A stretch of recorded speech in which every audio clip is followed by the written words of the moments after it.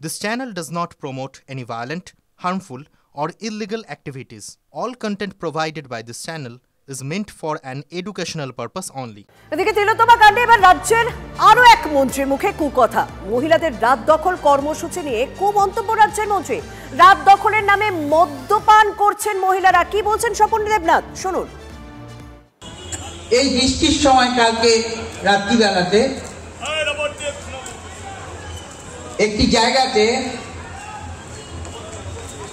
Mascot spin control ল্যাবের পরীক্ষায় এটি প্রমাণিত। কেয়াসেট আলোপেক্স পেন্টা অ্যাক্টিভ নতুন চুল গজাতে সাহায্য করে, চুল পড়া বন্ধ করে। কেয়াসেট আলোপেক্স পেন্টা অ্যাক্টিভ 10 হেয়ার ফল প্রবলেমের একমাত্র সলিউশন।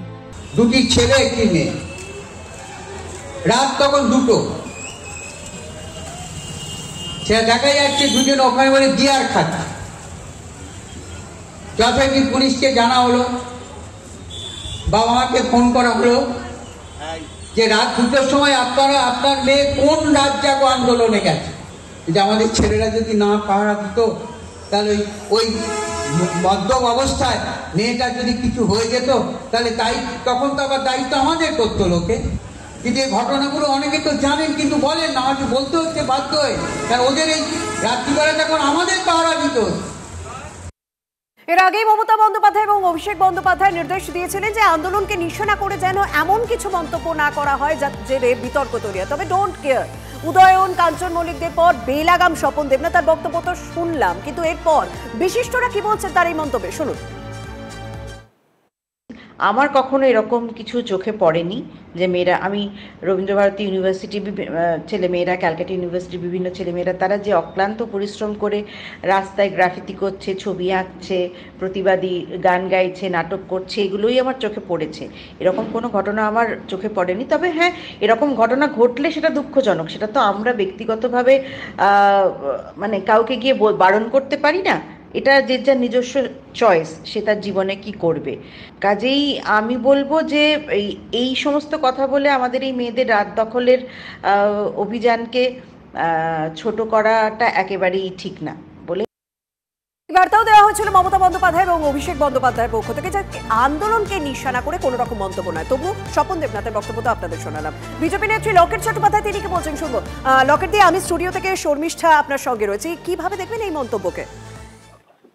দেখুন, যা শুনলাম আপনাদের মাধ্যমে, স্বপন দেবনাথ উনি একজন মানে সিনিয়র অভিজ্ঞ ব্যক্তি হয়ে আজকে বিশেষ করে এই যে মাস আন্দোলন, জনতার আন্দোলন, আমি এটা বলবো, ডাক্তাররা তো ছিলই, তার সঙ্গে পুরো জনতারা, পশ্চিমবঙ্গের সমাজ পুরো তাদের সাথে ছিল, সেই সব নিয়ে এই ধরনের কথা মানে ওদের পার্টিতে যেটা হয়, এটা সারাক্ষণ ওদের পার্টিতে চোর জোচ্চোর এবং এই ধরনের লোকজনে ভর্তি। আপনারা দেখেছেন বিভিন্ন জায়গায় বিভিন্ন ঘটনা ঘটে এবং তিনি নিজে যেটা দেখেছেন সেটাই ভাবছেন যে সভ্য সমাজ বাংলার মানে সোজা করা মানুষগুলোকে ওনারা কখনো দেখেননি, তো ঠিক দ্বারা সোজা করা, সেই জন্যই আজকে তাদেরকে নিয়ে এই ধরনের কথা বলছেন। আর বিশেষ করে যেরকম ভাবে মহিলাদেরকে নিয়ে কথা বলছেন, আমার তো একটা সময় মনে হয় যে মহিলা মুখ্যমন্ত্রী ওনাদের আছে, ওনাদের কি সেটা মাথায় থাকে না?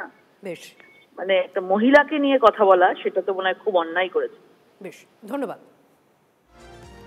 এদিকে তিলোত্তমা কাণ্ডের আবহে বেআব্রু রাজ্যের সরকারি হাসপাতালের অবস্থা আপনাদের সামনে তুলে ধরবো। তবে রাজ্যের মন্ত্রী শশী পাজা তিনিও কিন্তু মন্তব্য রেখেছেন এই স্বপন দেবনাথের যে বক্তব্যে যেটা বিতর্ক তৈরি হয়েছে, তার জেরে মন্ত্রী শশী পাজা তিনি কি বলছেন একবার শুনুন।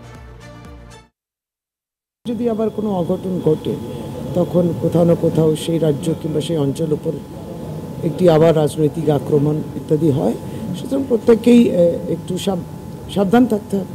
আমি তো শুধু বলি, শুধু মেয়েরা কেন, মহিলা কেন, আমার তো মনে হয় পুরুষ মানুষেরই প্রবণতা বা আসবে কেন। সুতরাং ওই দিক দিয়েও দেখতে হবে। মহিলা পুরুষ মানুষের মধ্যে এই প্রবণতা আসতে পারে বলে মহিলাদেরকে একবারই তার সুরক্ষা নিয়ে এবং সকলকে ভাবতে হবে। দেখুন, আইনটা তো করাই যায়, সুব্যবস্থাও করা যায়, কিন্তু স্বাধীনতা প্রত্যেকেরই রয়েছে। এই প্রবণতাই হওয়া উচিত না, এটাই ব্যাধি।